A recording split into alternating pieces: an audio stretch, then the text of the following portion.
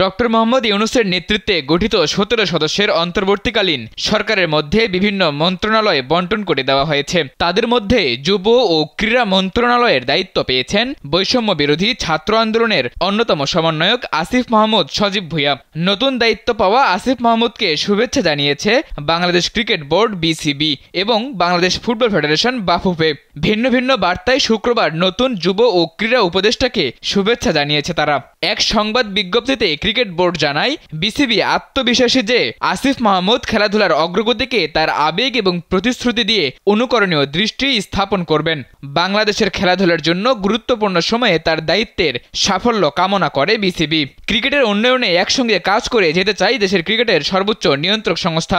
এদিকে বাফুফে তাদের বিবৃতিতে বলেছে, বাংলাদেশের অন্তর্বর্তীকালীন সরকারের যুব ও ক্রীড়া মন্ত্রণালয়ের নতুন উপদেষ্টা হিসেবে আসিফ মাহমুদ সজীব ভূঁইয়ার দারুণ সাফল্য কামনা করছি।